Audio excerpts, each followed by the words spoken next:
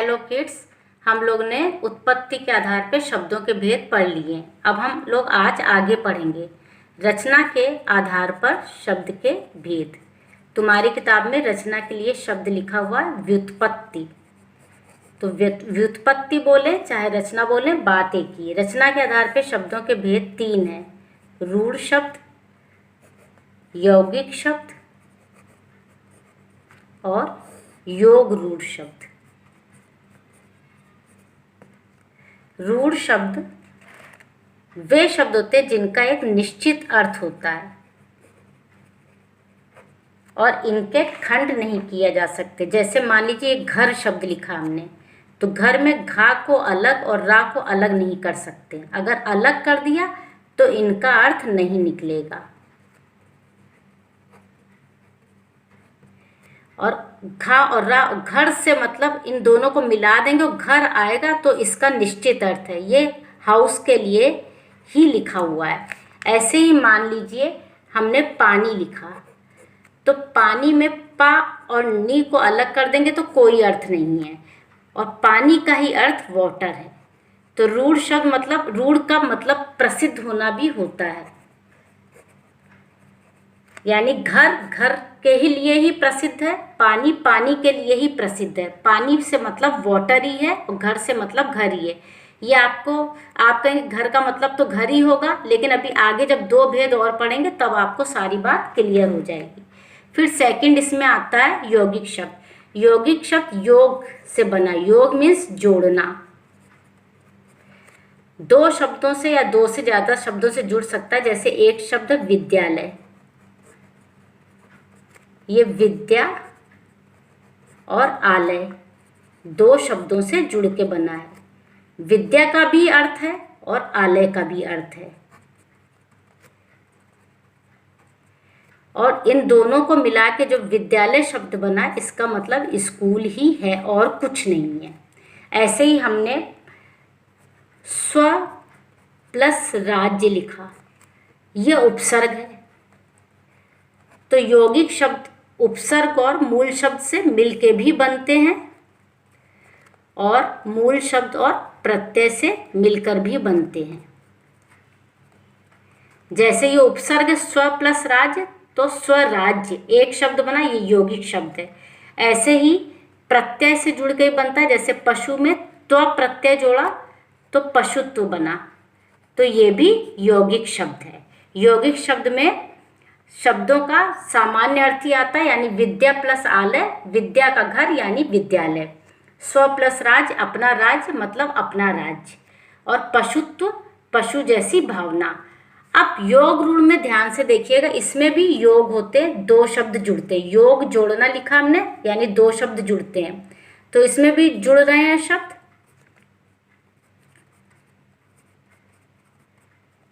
लेकिन इसका एक विशेष अर्थ निकलता है। जैसे हमने लिखा दशानन, दशानन लिखा, ये एक शब्द है, इसमें दो शब्द जुड़े, दश और प्लस कर दें आनंद। दश का मतलब हुआ 10, आनंद का मतलब हुआ मुख।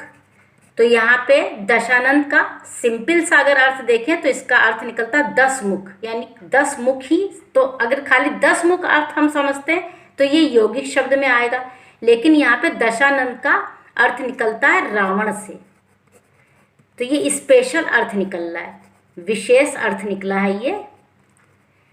इसलिए जब विशेष अर्थ निकलता है तो उसे योग रूढ़ कहते हैं। वो जुड़ के प्रसिद्ध किसी और के लिए हो गया। रूढ़ का मतलब प्रसिद्ध होता है, यानी वो रावण के लिए प्रसिद्ध है। ऐसे एक एग्जाम्पल और ले लेते हैं। जैसे लिखा है पंकज, पंक का मतलब होता है कीचड़, और जा प्रत्यय लगा, इसका मतलब होता है जन्म लेना, जन्म लेना या उत्पन्न होना कहीं पे। तो यहाँ पे उपसर्ग लगा, ये मूल शब्द है, तो ये यौगिक भी हो सकता है। अभी अभी हमने बताया था कि उपसर्ग और प्रत्यय से भी जुड़ के यौगिक शब्द ही बनते। लेकिन यहाँ पे पंक का मतलब होता है कीचड़, कीचड़ में उत्पन्न होने वाला। कीचड़ में तो कुछ भी उत्पन्न हो सकता है, लेकिन यहाँ पे स्पेशल अर्थ आ रहा है। ये पंकज शब्द स्पेशल अर्थ में कमल के लिए आया है, तो ये योग रूढ़ शब्द है। तो रूढ़ शब्द में शब्द के टुकड़े नहीं किए जा सकते, और अलग अलग अगर अक्षर कर दें तो उसके अर्थ नहीं निकलेंगे। और एक साथ होता तो उसका वही अर्थ है जो वो दिख रहा है। यौगिक में भी दो शब्द होते हैं, लेकिन उनके भी अर्थ विद्या एक अर्थ के साथ होता, आलय भी अर्थ के साथ, और इसका अर्थ विद्यालय से ही निकल रहा है। यहाँ भी कोई विशेष अर्थ नहीं निकल रहा। अगर विद्या प्लस आलय लिखा है तो उसका विद्यालय अर्थ ही है। मान लीजिए अगर हमने शिवालय लिखा यहाँ पे, तो ये भी शिव प्लस आलय यानी शिव जी का घर, तो शिवालय हो गया। लेकिन यहाँ पे हमने दशानन लिखा तो 10 मुख इसका निकलता अर्थ, पर अर्थ 10 मुख से नहीं लेते हैं। यहाँ पे दशानन का मतलब स्पेशल अर्थ रावण लेंगे। यहाँ पे पंकज लिखा है, पंख प्लस ज है, तो कीचड़ में पैदा होने वाला, कीचड़ में तो कोई भी कीड़ा मकोड़ा कुछ भी पैदा हो सकता है, लेकिन नहीं, उसका अर्थ हम स्पेशल लेंगे कमल के फूल से। ये तो आपके रचना के आधार पे शब्दों के 3 भेद हो गए, रूढ़, यौगिक और योग रूढ़। अब हम लोग पढ़ेंगे अर्थ के आधार पर शब्द के भेद। अर्थ के आधार पे 2 भेद हैं शब्दों के, एक है सार्थक और एक है निरर्थक। सार्थक शब्द का मतलब है अर्थ के साथ सा लगा है ना, उसका मतलब है अर्थ के साथ। जो हम लोगों के पर्यायवाची होते हैं, विलोम होते हैं, अनेकार्थी हैं, ये सब सार्थक हैं। और निरर्थक, कई बार हम अपनी हिंदी में निरर्थक शब्दों का यूज कर लेते हैं जिनका कोई अर्थ नहीं होता। जैसे हमने कहा दरवाजा चर चर कर रहा है, तो ये चरचर है, ये निरर्थक शब्द। ऐसे ही हमने कहा चाय वाय पी कर जाना, तो यहाँ जो वाय है ये निरर्थक है, यानी इनका हमने यूज तो कर लिया है हिंदी में, पर इसका अगर हम खाली वाय लिख दें तो उसका अर्थ नहीं है, केवल हम चरचर लिख दें तो उसका अर्थ नहीं है। चाय का अर्थ है, चाय सार्थक शब्द है, जिसका मीनिंग निकलता है, जो अर्थ के साथ है वो सार्थक है। जिसका कोई इसके साथ, तो इसको हमने यूज कर लिया, चाय वाय पी कर जाना, खाना वाना खा कर जाना, लेकिन अगर हमने वाना अलग से लिख दिया या वाय अलग से लिख दिया तो इसका कोई अर्थ नहीं है। तो अर्थ के आधार पे पर्यायवाची, विलोम, अनेकार्थी और श्रुति सम भिन्नार्थक शब्द, ये सब तुम लोग पढ़ते हो, वो सब अर्थ के साथ होते तो उनको सार्थक शब्द कहते हैं। और जैसे हमने ये शब्द चर चर वाय या दरवाजा खटपट कर रहा है, खटपट शब्द है, ये सब निरर्थक शब्द होते हैं। इसके बाद हम लोग पढ़ेंगे प्रयोग के आधार पर शब्द के भेद।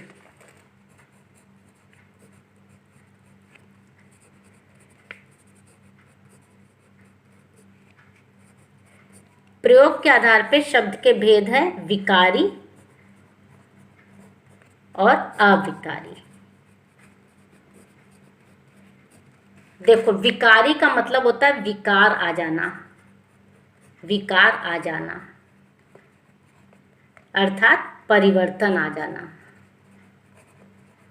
जैसे हम लोग कई बार क्लास में खड़े होकर पढ़ाते हैं और कहते हैं अचानक छींकें आने लगी कि मुझे जुकाम सा लग रहा है, मेरे शरीर में विकार आ गया। विकार का मतलब यहाँ शरीर में विकार आ जाने का मतलब है रोग हो गया, यानी शरीर जो सामान्य था वो एकदम से चेंज हो गया, उसमें चेंज आ गया, विकार आ गया। तो ऐसे ही विकारी शब्दों में चेंज आ जाता है। और ये 4 होते हैं, जैसे संज्ञा है, सर्वनाम है, क्रिया है और विशेषण है। ये चारों विकारी शब्द हैं। अब कैसे हैं? संज्ञा को पहले समझिए। जैसे मान लो किसी लड़के का नाम रीता है, तो हम कहेंगे रीता जा रही है। अगर कोई लड़का है तो हम कहेंगे राम जा रहा है। इस संज्ञा के कारण क्रिया में चेंज हुआ, यहाँ पे रही है लिखना पड़ा, यहाँ पे रहा है लिखना पड़ा। यही बात क्रिया समझने में समझ सकते हैं। लड़की है तो रही है लिखा, लड़का है तो रहा है लिखा। ऐसे ही सर्वनाम में होता, अगर हमने लिखा मुझे खाना दो, मुझे मैं से बना है, हम मैं भी लिख सकते हैं, मैं जा रहा हूँ। यहाँ मैं, मुझे सब चेंज होता जा रहा है, परिवर्तन हो रहा है, यानी इसमें विकार आ रहा है, मैं के रूप में विकार आया, मैं है तो यहाँ मुझे है। ऐसे ही तुम में भी विकार आ सकता है, तुम लोग जा रहे हो, तुम लोग लिखा, या फिर लिखे तुम्हें क्या चाहिए, यानी सर्वनाम के रूप में परिवर्तन हो रहा है, जैसे तुम है या तुम्हें है। ऐसे ही विशेषण में परिवर्तन होता है। अगर हम कहें उसने काली टोपी पहनी है, देखो टोपी स्त्रीलिंग है तो काली शब्द, काली विशेषण है ना, जो शब्द संज्ञा और सर्वनाम की विशेषता बताते विशेषण कहलाते हैं। टोपी की विशेषता काला रंग बता रहा है, काली लिखा है, स्त्रीलिंग का ये था इसलिए स्त्रीलिंग का ये। अगर हमने लिखा उसने काला चश्मा पहना, तो यहाँ पे पुल्लिंग का था तो काला हो गया, यानी काली और काला में चेंज हो गया, स्पेलिंग में चेंज हो गया, परिवर्तन हो गया, विकार आ गया, तो ये विकारी शब्द है। तो यहाँ पे आपको समझ आएगा संज्ञा, सर्वनाम, क्रिया, विशेषण, विकारी शब्द है, इनमें परिवर्तन आता है। ये चारों चीजें तुम चैप्टर के रूप में आगे पढ़ोगे तब हम डिटेल में समझाएंगे। अब हम अविकारी शब्द तुम लोग को पढ़ाने जा रहे हैं।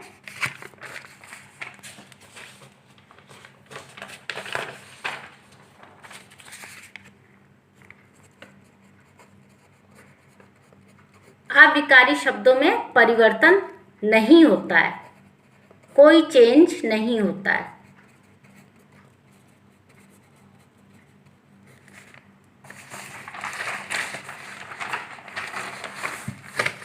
इसमें मुख्य आते हैं तुम्हारे क्रिया विशेषण।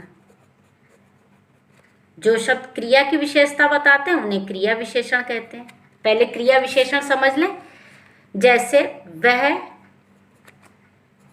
धीरे चलता है। क्रिया विशेषण आपने 7th में भी पढ़ा है, कैसे चलता है, धीरे। क्रिया कैसे हो रही है, वो जो शब्द बताता है कि क्रिया कैसे हो रही है, कब हो रही है, कहाँ हो रही है, तो उसको हम क्रिया विशेषण कहते हैं। धीरे शब्द क्रिया विशेषण है। अब धीरे की मात्रा देखिए ऐसे ही लगेगी सब जगह। अगर गाय चल रही है तो गाय धीरे चल रही है। देखो गाय है तो भी धीरे शब्द है, वह लड़के के लिए है, वह चलता है पुल्लिंग का तो भी धीरे है। या फिर हमने कहा सीता धीरे चलती है, यहाँ धीरे में कोई चेंज नहीं हुआ, यानी क्रिया विशेषण शब्द में चेंज नहीं हो रहा, इसलिए ये अविकारी है। फिर इसमें आता है संबंध बोधक। संबंध बोधक शब्द होते जैसे के साथ, के ऊपर, ऐसे आपको किताब में बहुत से मिलेंगे। अब इनकी स्पेलिंग में कोई चेंज नहीं होगी, ऐसे ही लिखे जाएंगे। अगर मैंने लिखा सीता राम के साथ वन गई, के साथ पे ध्यान देना। मैं मम्मी के साथ गया, यहाँ पे कोई परिवर्तन नहीं हो रहा है, तो संबंध बोधक शब्द भी अविकारी शब्द हुए। इसके बाद अविकारी शब्दों में आता है समुच्चय बोधक, जिसे तुम इंग्लिश में कंजक्शन कहते हो, जैसे किंतु, परंतु, और। इनमें भी कोई परिवर्तन नहीं होता है, जैसे राम और श्याम, ये दो बॉयज के नाम लिखे हो तब भी और ही रहेगा। लड़कियों के लिख दे, मान लीजिए रीता और गीता, तो किंतु, परंतु, और इन शब्दों में भी कोई परिवर्तन नहीं होता है, इसलिए समुच्चय बोधक भी अविकारी शब्द है। इसके बाद आता है विस्मयादि बोधक।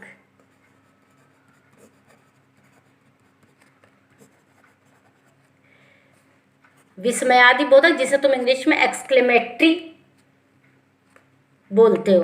अब इसमें हो गए जैसे वह, अरे, ये वह को अगर हम किसी के साथ भी लिखें तो वह मैंने मैच जीता, या फिर वह बड़ी सुंदर ड्रेस है। यहाँ कोई चेंज नहीं हो रहा है, इसलिए विस्मयादि बोधक भी अविकारी शब्द होते हैं। तो आज तुम लोग का ये चैप्टर खत्म हो गया है। मैंने तुम लोगों को कुछ एक्सरसाइज बुक्स से भी बताई है, जिसमें से जो मैंने कहा है बुक में करनी है तो वो बुक में करना, और जो मैंने कहा है कॉपी में करनी है तो वो कॉपी में करना, और असाइनमेंट अच्छे से कर लेना। कुछ ना समझ आए तो कमेंट बॉक्स में मुझसे पूछ लेना, और इस बुक की एक एक लाइन ध्यान से पढ़ना। ये जो मैंने समझाया है वो सब तुम लोग इस बुक से पढ़ना, तब तुम लोग को और क्लियर होगा। नहीं कुछ आए तो मुझसे पूछ लेना। Thank you.